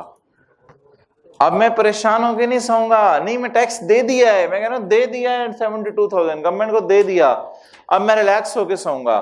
अब कभी जिंदगी में ना कभी मैन, कभी ना कभी जिंदगी में ऐसा होगा कि मैं कमा रहा हूंगा ज्यादा और मुझे टैक्स देना पड़ा होगा कम पे. कभी ना कभी होगा, सही, जरूर मेरे साथ होगा. मैंने अगले दिन का होमवर्क कर लिया, माने ना माने. मुझे होमवर्क में 200 सवाल मिले थे, मैं 240 सवाल करके सोया हूं. I will be relax. Oh यार 240, लुट मच गई. बेटा क्या हुआ? अम्मी कल वाले 40 भी कर लिए, जो अगले साल वाले 40 वाले होमवर्क में मिलने हैं वो भी करके सो रहा हूं. रिलैक्स नहीं होगा. अब कह रहे हैं रिलैक्स होऊंगा. अच्छा मैं रिलैक्स नहीं होऊंगा. हाँ थोड़ा मैंने माना बर्डन पड़ेगा, लेकिन पैसे तो दे दिए ना, इधर पकड़ के अरेंज करके पैसे दे दिए. पैसे दे दिए. अब जब अगले साल गवर्नमेंट वाले आएंगे तो मैं कमा कितना रहूंगा? 200. बट टैक्स किस पे दे रहा हूंगा? 160 पे. इसका मतलब है अगर मैं कमाया 200, टैक्स 160 पे दिया, तो इसकी वजह क्या थी कि पिछले साल में ज्यादा टैक्स दे चुका हूं ना. पिछले साल में ज्यादा टैक्स दे चुका हूं. तो माने पिछली क्लास में मैंने क्या कहा था? 100 कमा रहे थे और टैक्स किस पे दे रहे थे? तो मैं कहा था कभी ना कभी किस पे टैक्स देना पड़ेगा? 6,000 पे. और आपने देखा था इधर 1,06,000 लिखा हुआ था. कभी ना कभी 6,000 पे देना पड़ेगा. अब आप मुझे बताएं, अगर मैं यहां खड़ा हूं, मैं कमा कितना रहा हूं और टैक्स किस पे दे रहा हूं? 240 पे. कितने पे ज्यादा दे रहा हूं? अब कभी ना कभी मुझे देना पड़ेगा या कभी ना कभी मुझे छूट मिलेगी. अगर मैं 31/12/18 की रात को सो रहा हूंगा तो मैं अपने आप को एंटाइटल्ड फील कर रहा हूंगा कि मुझे जरूर कभी ना कभी छूट मिलेगी, मुझे कभी ना कभी छूट मिलेगी। क्या छूट मिलेगी? कितने पे टैक्स नहीं देना पड़ेगा। आप बताएं 31/12/18 को मैंने कुछ ऐसा काम, it is a pre payment, it is a pre payment. आप इसको इस तरह समझ लीजिए, प्री पेमेंट है। कमाया कितना? 200। टैक्स किस पे दिया? कितने पे ज्यादा दे दिया। अब कभी ना कभी आइंदा फ्यूचर में क्या होगा? सेविंग होगी। ओके, आप बताएं जी कमाया कितना पहले साल? 200, टैक्स दिया 240 पे, कितने पे टैक्स ज्यादा दे आए? आप कैलकुलेटर पकड़े, 40,000 को मल्टीप्लाई करें कितने परसेंट से? अब 40,000 को 30% से मल्टीप्लाई करें, कितना आया? 12,000। आप बताएं 12,000 का मुझे फायदा है, 12,000 का नुकसान है? 12,000 का फायदा है। 12,000 का क्या फायदा है? 31/12/18 को मैंने 40 सवाल ज्यादा सॉल्व कर लिए, मैं रिलैक्स होऊंगा, मैं खुश होऊंगा, मेरा एक एसेट क्रिएट हो गया। मेरा क्या क्रिएट हो गया? एसेट क्रिएट हो गया। Do I have the right to pay less tax in future now as on 31/12/18? As on 31/12/18 do I have the right that I will pay less tax in future because I have paid currently more tax? I have paid currently more tax. Now I have the right to pay. मेरे पास अब एक हक बन गया है। Government आके पूछेगी, मैं कहूंगा 40 पे तो इस साल ही ज्यादा आपको दे दिया था। I have the right to, बोले लिखें 31/12/18 की रात को खड़े होके, on 31/12/18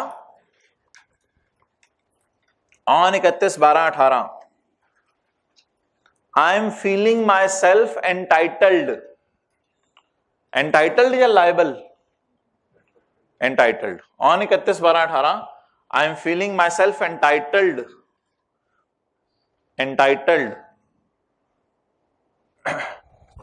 for a tax saving in future.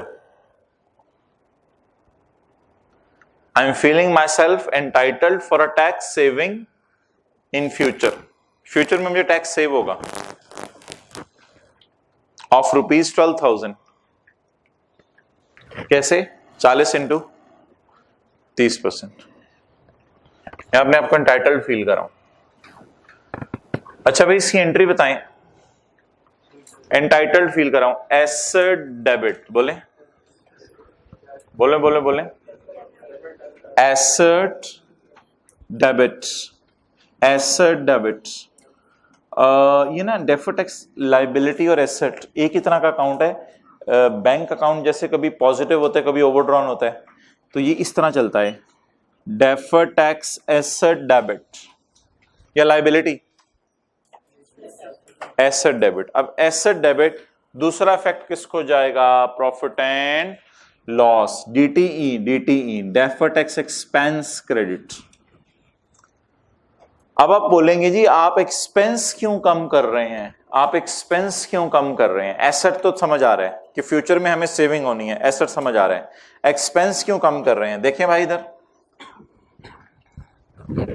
Expense record किस पे होना चाहिए था? As for matching concept, please please please, expense किस पे रिकॉर्ड होना चाहिए था? हमने प्योर अकाउंटिंग की है, गलत अकाउंटिंग की हुई थी? अकाउंटिंग तो सही की हुई थी ना, तो एक्सपेंस रिकॉर्ड किस पे होना था? एक्सपेंस रिकॉर्ड किस पे हो गया? 240 पे। 200 जरा 30% कितना आता है? 60,000। 60,000 आना चाहिए था, 60,000 की जगह कितना आ रहा है? इसमें कितना ज्यादा आ रहा है? 12,000। तो 12,000 के एक्सपेंस को खाएं।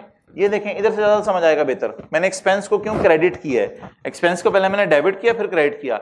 डेबिट इसलिए किया कि मैं मजबूर हूं। मेरी क्या मजबूरी है कि टैक्स अथॉरिटीज जिद है कि मुझे टैक्स तो 72, लेकिन जब मैंने रात को सोचा, मैंने कहा ये तो मैं 12 ज्यादा दे आया हूं।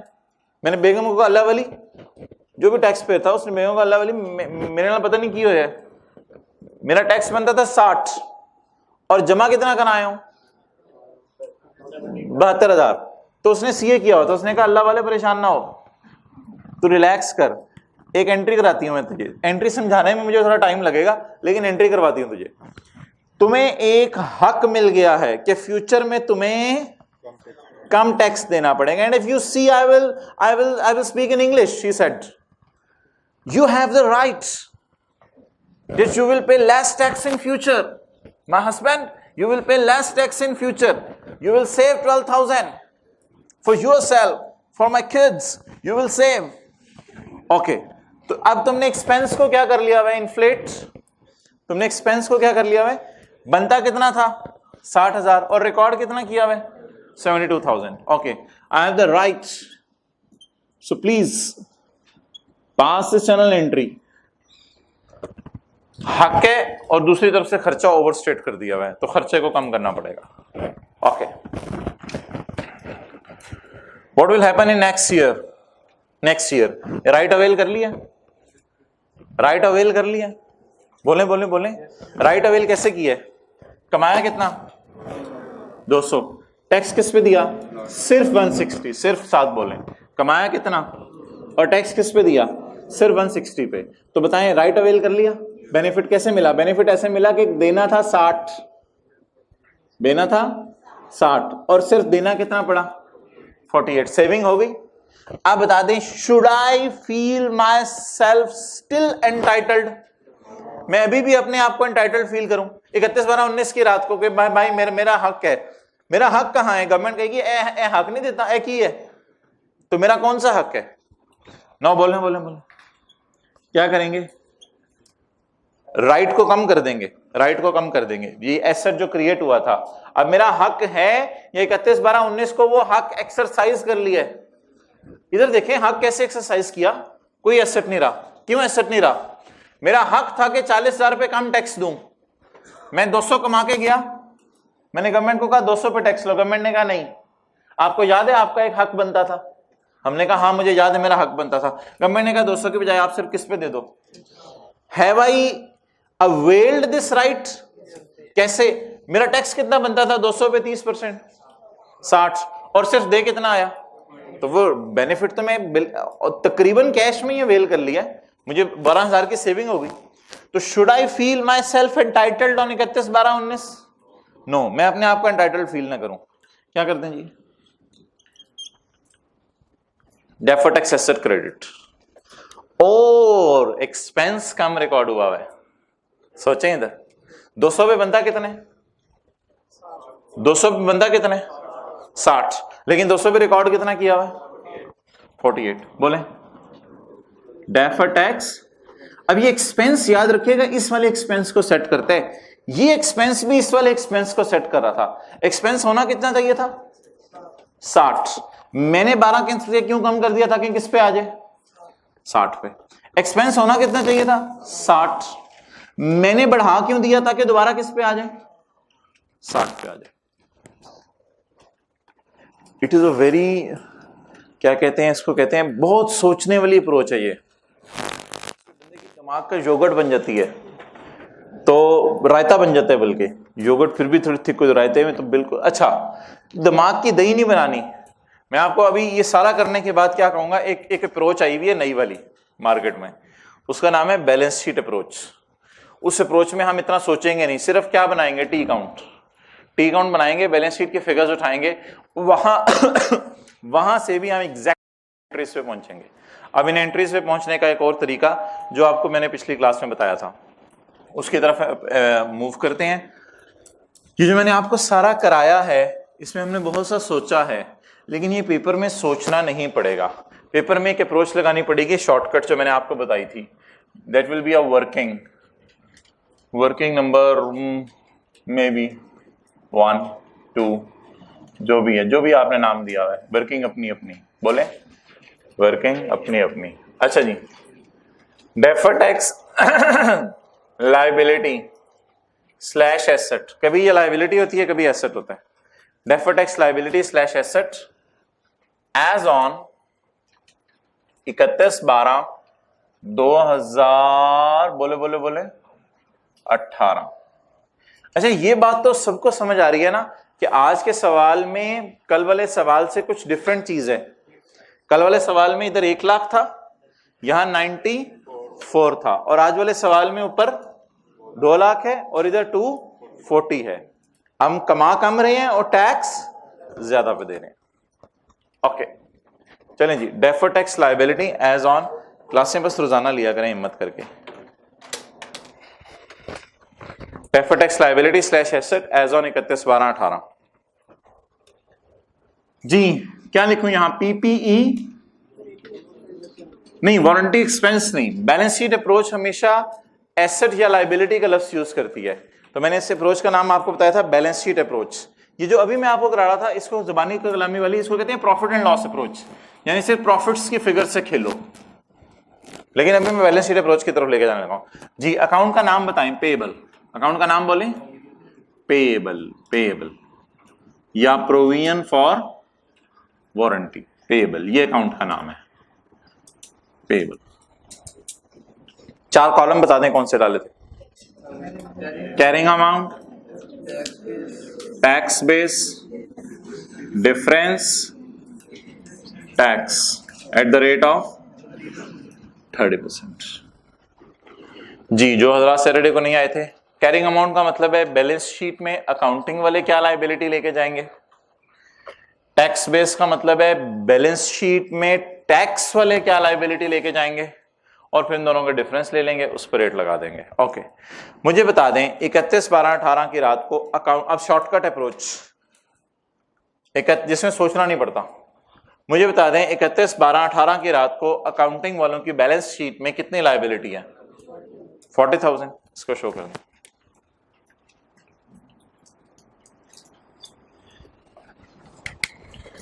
ओके, मुझे ये बता दें कि 31/12/18 की रात को टैक्स वालों की अगर बैलेंस शीट में बनाऊं तो उसमें क्या लायबिलिटी जाएगी। ये आपको मैं कैसे समझाऊं, टैक्स वालों का टी अकाउंट नहीं बनाते, ऐसे ही सोच लेते हैं। टैक्स वालों की बैलेंस शीट में क्या लायबिलिटी जाएगी, है ना जरा, ये क्या नजर आ रहा है, खाली खाली नजर आ रहा है, देखिए देखिए देखिए देखिए देखिए, खाली खाली नजर आ रहे हैं। लायबिलिटी का कोई अकाउंट, कोई यहां पे कहीं देखें, इधर चेक करें, कोई लायबिलिटी का अकाउंट देखें, खाली खाली नजर आ रहा है। आप बता दें टैक्स वालों की, ये यहां से टैक्स वालों की बैलेंस शीट में टैक्स वालों की बैलेंस शीट में क्या जाएगा यहां से, बोले बोले बोले बोले बोले बोले बोले बोले क्या जाएगा यहां पे, 0। क्या जाएगा, 0। तो सफे के टॉप पे लिखें, provision for warranty will always have a tax base of 0, will always have a tax base of 0। Provision for warranty की हमेशा टैक्स बेस 0 होगी। इसकी वजह बता दें, टैक्स वाले अंदाजे नहीं मानते ना, टैक्स वाले अंदाजों वाली दुनिया में नहीं रहते, कितने लोग आ जाएंगे, वो तो स्टूडेंट सारे क्लास में हाथ खड़े करते हैं, हम सारे टेस्ट में आ जाएंगे, टीचर नहीं मानता तो टैक्स वाले कहां से मानेंगे। ये आपके दाएं बाएं मिलेंगे ऐसे आइटम जिन्होंने टेस्ट छोड़ा, ये लिस्ट बन रही है उनकी।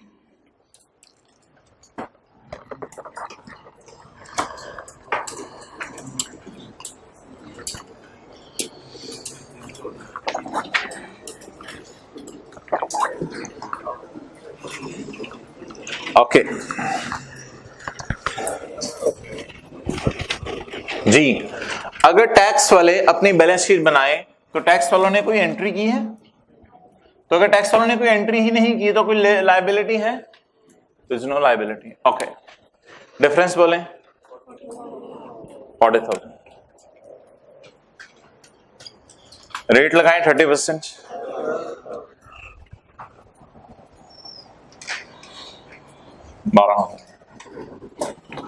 उसने इसका नाम क्या रखा था भाई, सवाल नहीं आप जाके नहीं करते, बार बार नहीं करते, इसका नाम क्या रखा था, इसका नाम क्या रखा था, टैक्सेबल, टैक्स ज्यादा देना पड़ेगा। अब मैं सवाल खोल के उसमें दिखा नहीं सकता आपको, माजरत, टैक्स ज्यादा देना पड़ेगा, मैं सवाल खोल के आपको दिखा नहीं सकता। टैक्सेबल टेम्परेरी डिफरेंस, आज इसका नाम टैक्सेबल टेम्परेरी डिफरेंस नहीं होगा, आज इसका नाम होगा डिडक्टेबल टेम्परेरी डिफरेंस। क्या नाम होगा, सोचें क्यों, इधर देखें, इधर देखें, इधर देखें, इधर देखें, इसका नाम डिडक्टेबल टेम्परेरी डिफरेंस क्यों होगा। 18 था, 18 का साल था, हमने कितना माइनस किया, 40,000। टैक्स वालों ने कहा क्यों डिडक्ट किया, क्यों डिडक्ट किया, शर्म नहीं आती, ऐड करो। हम करने देंगे डिडक्ट, टाइम आने दो, हम करने देंगे, परेशान ना हो। हम रोने लगे, हमने ये क्या तरीका हुआ, ये क्या बात हुई, मैंने इतनी मुश्किल से माइनस किया था, तुम लोगों ने ऐड कर। उन्होंने कहा सब्र करो छुरी थले साहब, हम इसको माइनस करने देंगे, कभी कभी ना कभी। कब माइनस करने देंगे? तो बोले 31/12/18 की रात को खड़े होकर क्या मैं कह सकता हूं it is deductible in future when paid. इसीलिए तो फ्यूचर में हमने इसको क्या कर लिया। अच्छा, 31/12/18 की रात को खड़े होकर क्या कहूंगा, डिडक्टेड या डिडक्टेबल? बोले बोले बोले 31/12/18 की रात को खड़े होकर 40,000 के बारे में क्या कहूंगा, डिडक्टेड या डिडक्टेबल? डिडक्टेबल। तो इसलिए बोले इसका नाम डिडक्टेबल टेम्परेरी। डिडक्टेबल इन 19 और deductible in 18। Deductible in when paid, deductible in 19 when paid. सभी के टॉप पे लिखें on 31/12/18, on 31/12/18 I will say, on 31/12/18 I will say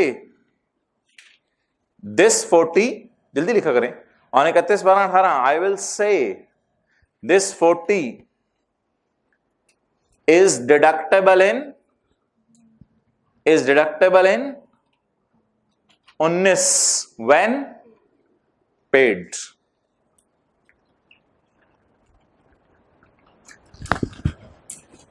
okay, इसके साथ आपने स्टार डाला, स्टार, तो ये वाला स्टार जो आपने अंग्रेजी के अंदर सुनहरी सूल लिखा है, ये स्टार वहां पे जाके डाल लिया। Okay, hence proved it is not taxable। 40,000 रुपये और टैक्स देना पड़ेगा प्लस करके, टैक्सेबल। और कल वाली क्लास में क्या था, टैक्सेबल, याद है? 1,06,000 पे टैक्स दे रहे थे, 6 उसमें ज्यादा था। Deductible, temporary difference, it is deductible temporary difference। Okay, today the carrying amount of liability is greater than tax base of liability। yesterday carrying amount of asset was greater than tax base of asset, but today the story is different, carrying amount of liability is greater than tax base of liability। तो कल मैं आपको 2 rule लिखवाऊंगा, ये भी हमें सोचना नहीं पड़ेगा डिडक्टेबल क्यों है, ये भी सोचना नहीं पड़ेगा डिडक्टेबल क्यों है, क्योंकि पेपर में टाइम नहीं होता ऐसे सोचने का। IAS 12 needs a lot of thinking, but paper में हमें फॉर्मूलाज की तरफ जाना पड़ेगा। थिंकिंग में रहेंगे तो थिंक ही करते रहेंगे। Okay, it is deductible in future, आपको बात समझ आ गई है। टैक्सेबल टेम्परेरी डिफरेंस, बोलिएगा, taxable temporary difference will always give, taxable temporary difference will always give deferred tax liability। वो कल वाली बात दिया हुआ था, आगे मैंने DTL लिखा था। taxable temporary difference will always give deferred tax liability, while deductible temporary difference will always give deferred tax asset, will always give deferred tax asset. Why? सुने इधर, अगर मैं फ्यूचर में डिडक्ट कर लूंगा तो डिडक्ट करने से फ्यूचर में प्रॉफिट क्या होंगे? बोले बोले बोले, प्लीज होंठ हिलाने, कुछ नहीं होता। अगर मैं फ्यूचर में डिडक्ट करूंगा तो फ्यूचर में प्रॉफिट क्या होंगे? कम होंगे। फ्यूचर में प्रॉफिट कम होंगे तो टैक्स क्या देना पड़ेगा? जब टैक्स कम देना पड़ेगा इसका मतलब है फिलहाल मैंने ज्यादा दे दिए, तो अब मैं एंटाइटल्ड फील कर रहा हूं अपने आप को कि फ्यूचर में मुझे टैक्स क्या देना पड़ेगा? कम देना पड़ेगा। ये लॉजिक्स कल से बंद हो जानी है। कल से बस हम डिडक्टेबल टैक्सेबल का लस लिखा करेंगे। क्यों? जब लायबिलिटी ग्रेटर आ जाया करेगी मैं क्या करूंगा, सोचे मत, और सिर्फ क्या लस लिख लें। और जब एसेट ग्रेटर आ जाया करेगा तो मैं कहूंगा सोचे मत, सोचने का टाइम नहीं होगा, वो घर जाके आपने सोचना सोच लीजिएगा। एसेट बड़ा आ जाया करेगा तो हम क्या करेंगे, डिडक्टेबल की जगह क्या लिख लें, टैक्सेबल। ठीक है, तो बस सिंपल रूल्स अभी आपको लिखवा देता हूं, लेकिन इसका नाम बता दें मुझे फिलहाल, और कल वाले का नाम बता दें क्यों डेफर्ड टैक्स लायबिलिटी था, क्योंकि डिफरेंस कौन सा था, टैक्सेबल। कल वाले को टैक्सेबल क्यों कहा था, क्योंकि लायबिलिटी नहीं थी, कल क्या था, asset. If carrying amount of asset is greater than tax base of asset. आज एसेट है या आज लायबिलिटी है? जब लायबिलिटी होगी तो नेचर बदल जाएगी। नेचर कैसे बदलेगी इस पे बहुत डिटेल से बात होगी है कि ये एसेट है, इस पे बहुत डिटेल से बात होगी। आपको मैंने ये साबित करा दिया कि हमारे पास राइट टू रिसीव बेनिफिट है, तो इसलिए अब यहां मेरे ख्याल से डिस्कशन करने की जरूरत नहीं कि ये क्यों एसेट है। अब आप इसको एज अ रूल याद कर लें। ओके, ये वर्किंग करनी पड़ेगी एक और दफा, शायद याद हो आपको कल वाली क्लास। ये वर्किंग करनी पड़ेगी एक और दफा। कहां पे खड़े होके बोलें बोलें बोलें। एज ऑन 31/12/19 जी। इस अकाउंट का नाम प्रोविजन फॉर वारंटी, इस अकाउंट का नाम प्रोविजन फॉर वारंटी जी। कैरिंग अमाउंट बता दें 31/12/19 की रात को। इधर देखें प्लीज प्लीज, 31/12/19 की रात को कैरी डाउन बता दें 0। क्यों? दुकान बंद हो गई है, कोई सेल हुई नहीं, पुरानों को वारंटीज पे कर दी। अच्छा, टैक्स वालों की नजर में कोई पेएबल या सारा पे हो गया? उन्होंने तो पेएबल का अकाउंट ही नहीं बनाया था, वैसे उन्होंने तो पेएबल का अकाउंट ही नहीं बनाया था, पेएबल का अकाउंट बन ही नहीं सकता। तो टैक्स वालों ने तो पेएबल का अकाउंट ही नहीं बनाया, सारा क्या हो गया? टैक्स बेस ऑफ अंदाजे will always be 0। Okay, so it is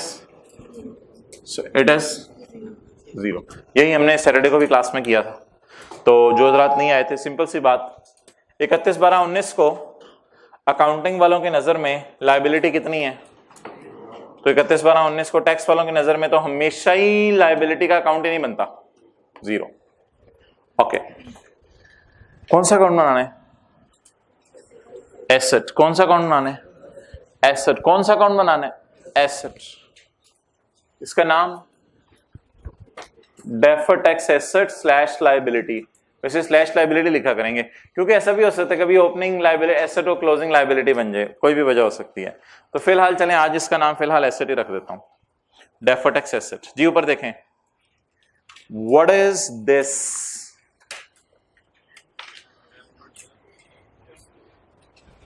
what is this? Deferred tax asset as on किस दिन? Deferred tax asset as on 31/12/18। 31/12/18 को। किसी को पता है एसेट्स के कैरी डाउन कितना आते हैं? Brought down, carry down. Brought down सोच लिया करें पहले, ब्रॉड डाउन, कैरी डाउन। बोले डेट 31/12/18, कैरी डाउन 12,000।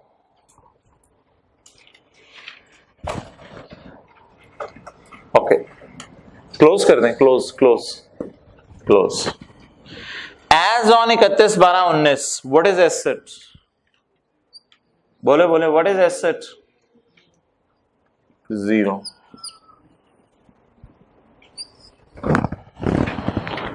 ओके, अब आप मुझे बता दें कि 1 जनवरी 18 का ब्रॉड डाउन क्या लूं? 17 में बिजनेस था इस बंदे का, तो 1 जनवरी 31/12/17 में बिजनेस ही नहीं था, तो 1 जनवरी 18 का brought down,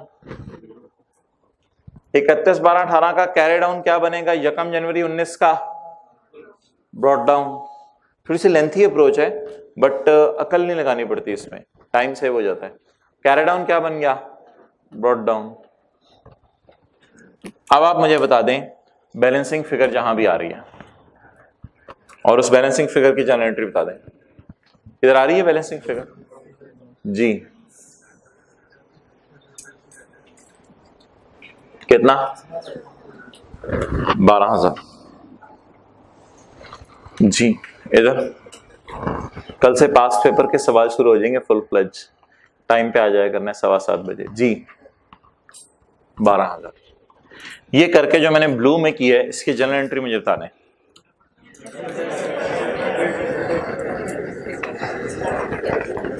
deferred tax asset, deferred tax expense, credit. देखें लकीली वही एंट्री दोबारा निकली, इतना रुल के rule rule rule rule rule rule rule यहां तक रुल की एंट्री क्या निकली? डेफर्ड टैक्स एसेट डेबिट और डेफर्ड टैक्स एक्सपेंस क्रेडिट। हालांकि हमने उधर भी यही सोचा था कल लगा के, और इसकी एंट्री बताएं क्या बन रही है। अब अकाउंटेंट्स ने एक तरीका सोचा हुआ शॉर्टकट सा, जिसपे अकाउंटेंट्स कहते हैं पेपर में ज्यादा अकल नहीं लगानी पड़ेगी। आज पूरी दुनिया में अब यही तरीका चल रहा है। ओके बोले डेफर्ड टैक्स एसेट और डेफर्ड टैक्स एक्सपेंस क्रेडिट, ये sorry deferred tax expense debit और डेफर्ड टैक्स एसेट क्रेडिट, ये एंट्री आपके सामने 12,000। आप बता दें इस टी अकाउंट के बाद मुझे जनरल एंट्री करनी चाहिए थी या इधर से सोच के जनरल एंट्री करनी चाहिए थी।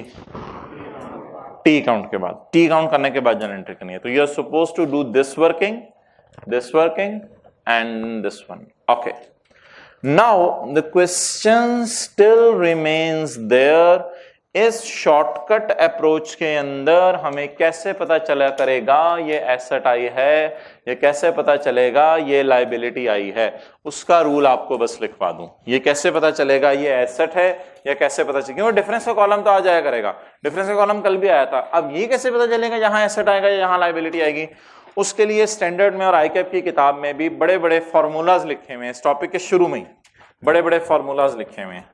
वो दो फॉर्मूलाज हैं। Formula number 1, if carrying amount of asset, PPE, परसों वाली क्लास जो नहीं आए थे, if carrying amount of asset is greater than tax base of asset, then it will give taxable temporary difference. When it will be multiplied with the tax rate, then it will give deferred tax liability. It will give deferred tax liability. Okay. But if carrying amount of liability is greater than tax base of liability, then it will give us deductible, आज liability है, आज liability है, it will always give us deductible temporary difference, and when it will be multiplied with tax rate, it will always give us deferred tax asset. ये आपकी Saturday वाली class थी जिसने छुट्टी की थी लोगों ने, और ये आपकी आज वाली क्लास है मंडे। बस साथ वाले की जान निकलने लगी, एक दो दफा और कह दिया छुट्टी की थी।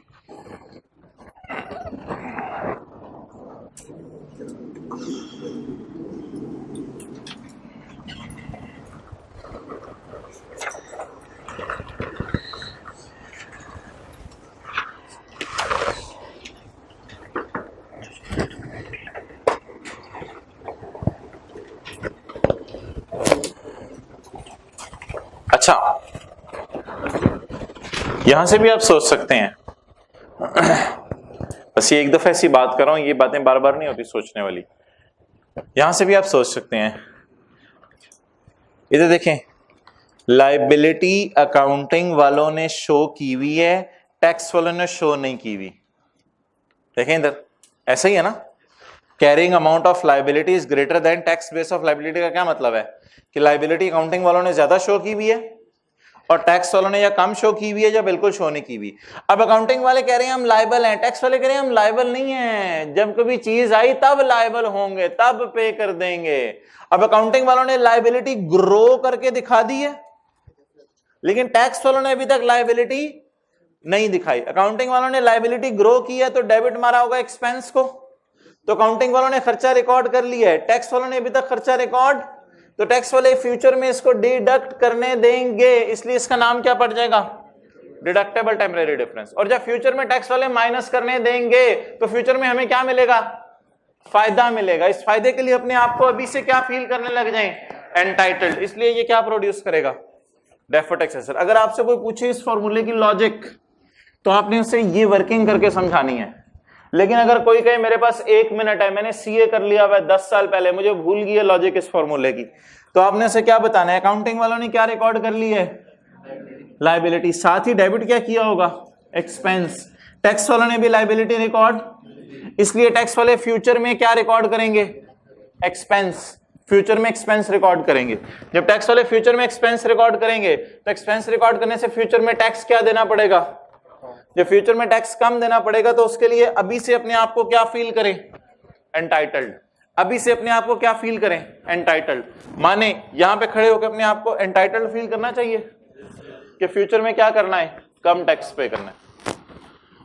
ये लॉजिक्स याद रहनी है, मेरा नहीं ख्याल इतनी रहनी है, घर जाके रिवाइज करने की कोशिश कीजिएगा, बट फॉर्मूला आपके सामने आ गया। आज के बाद हम इस फॉर्मूले पे क्या करेंगे? कभी भी एसेट की कैरिंग अमाउंट, इसके दो फॉर्मूलाज और भी हैं लेस साइन के साथ, लेकिन वो फिर बदल जाता है जवाब उसका। इसके दो फॉर्मूला, टोटल चार फॉर्मूलाज हैं, दो हैं, तीसरा और चौथे की विषय आप जगह छोड़ सकते हैं, लेकिन कल परसों फिर कभी दोबारा लिख लेंगे चारों। तो ये किसके फॉर्मूलाज हैं? ग्रेटर के। नहीं, एसेट और लायबिलिटी दोनों के हैं, ये ग्रेटर के हैं। लेस के भी फॉर्मूलाज हैं, लेकिन वो डिफरेंट हो जाएंगे जी। आज के सवाल में और पिछली क्लास के सवाल में पिक्चर क्यों डिफरेंट है? पिछली क्लास के सवाल में एसेट था और आज की क्लास में लायबिलिटी थी। आज की क्लास में लायबिलिटी थी। इस अप्रोच पे फोकस करना है। It is more important. Why it is assets? Because carrying amount of provision is greater than, और अगर ये पी होता और फिर ग्रेटर आ जाता तो फिर ये एसेट होता या लायबिलिटी होती? लायबिलिटी होती। लॉजिक ज्यादा किस अप्रोच से समझ आती है? वो झटका अप्रोच जो यहां से प्रॉफिट एंड लॉस से लगाई थी। लॉजिक में से ज्यादा वहां से समझ आती है, लेकिन रूल ये है, इसको आपने याद कर लेना है। अच्छा जी, अब इस एंट्री को पोस्ट कराएं, सारे बोले ऊंची ऊंची। एक्सपेंस बढ़ने से प्रॉफिट कम होता है। माइनस का साइन लगा दिया, साइन अब बड़े जरूरी हैं। एक्सपेंस कम होने से, बुल एक्सपेंस कम होते रहे, ओनर खुश होता रहेगा। एक्सपेंस कम होने से प्रॉफिट, साइन बोले कौन सा लगा? पॉजिटिव 12,000।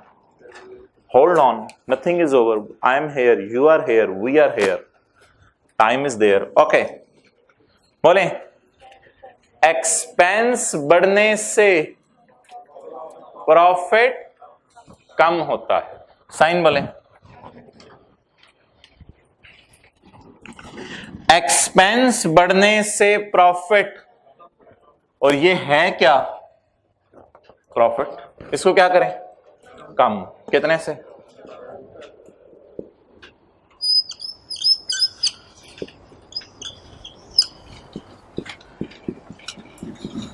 इसको कहते हैं मैचिंग कॉन्सेप्ट ने रोला। अब मैच कर, 2 लाख का प्रॉफिट है और टैक्स भी कितना बन रहा है? 60,000 जी। प्रॉफिट आफ्टर टैक्स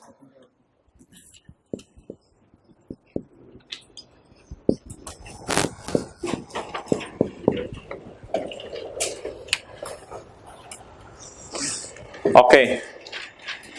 अब एमसीक्यूज के एतबार से कुछ सवाल आपसे पूछने लगा हूं। What is tax expense for 2018? What is tax expense? हाँ गुड, 60,000। भाई इसका नाम टैक्स एक्सपेंस है, इसका नाम करंट टैक्स एक्सपेंस है, इसका डेफर्ड टैक्स एक्सपेंस है, और इसका नाम टैक्स एक्सपेंस है। इन दोनों को जमा करके इसका नाम what is tax expense for 18? What is tax expense for 19? 60,000। Tax expense for both years is same. Tax expense दोनों सालों का सेम आ गया। ओके, नाउ आज भी शायद रिकॉन्सिलिएशन और नोट बनाने का टाइम नहीं बचा। नोट जुबानी बना लेते हैं, नोट जुबानी बना लेते हैं। प्रॉफिट की फिगर पकड़े और कैलकुलेटर पे लिखें 2 लाख, और सवाल में टैक्स रेट बताएं क्या है? 2 लाख सिर्फ 30%। ये वाली फिगर टैक्स एक्सपेंसेस से मैच कर रही है, इसका मतलब है आपका सवाल सही हो गया। अगेन प्रॉफिट पकड़ें 2 लाख, इस पे रेट लगाएं, कितना आ गया? इसका मतलब है again it is matched. I do have the time, so I will do it in proper format. Wait.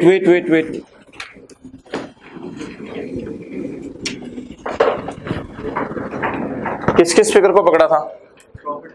किस फिगर को पकड़ा था? 2019 में किससे पकड़ा था? 2 लाख को। और 2018 में किससे पकड़ा था? 2 लाख को। अच्छा, कैलकुलेटर रिकॉन्सिलिएशन बन रही है, नोट बन रहा है। ओके, और इधर क्या मल्टीप्लाई किससे किया था? टैक्स रेट से। कितने परसेंट? 30%। अब लगाएं जरा 2 लाख 60,000।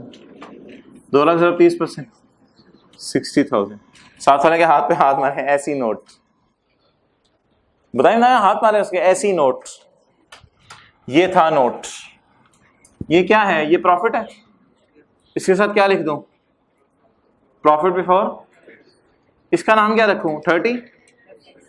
Tax rate. इसका नाम क्या रखूं? Tax expense. क्या? Tax expense.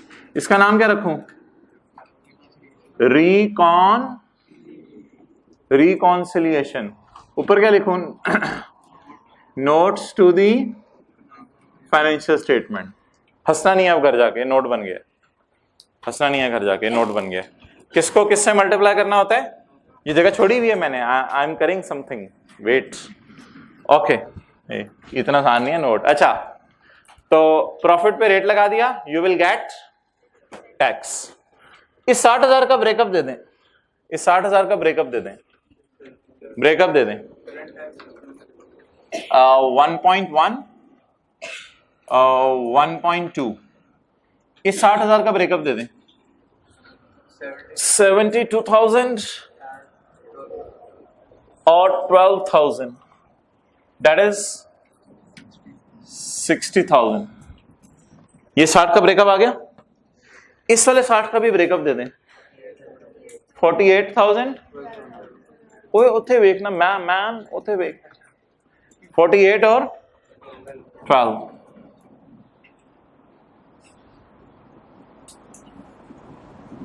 It is 60,000। इधर लिखते हैं 2019, इधर लिखते हैं 2018। मजा आ रहा है।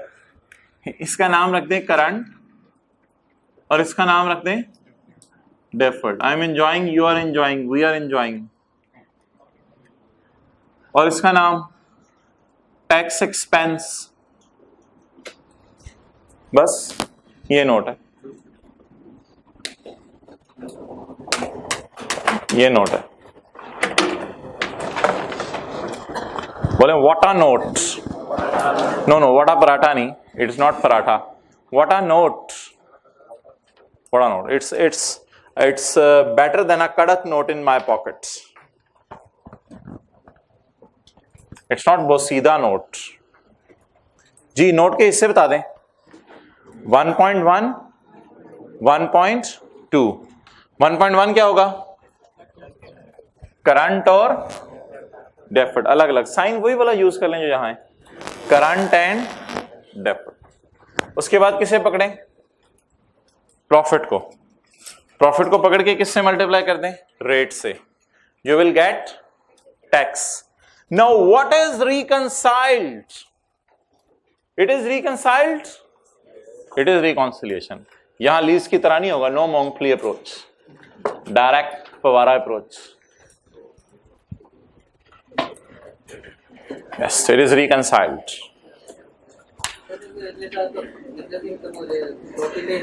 हाँ, नहीं जीरो आ जाएगा, उन्हें नेगेटिव में चला जाएगा। टैक्स वाले बेनिफिट दे देते हैं, रिफंड करेंगे आपको। झूठ मची।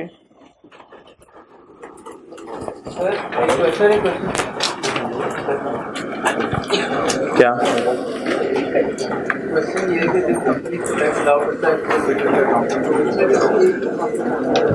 जी ओवर, मैं 1 मिनट सवाल लेता हूँ आपका।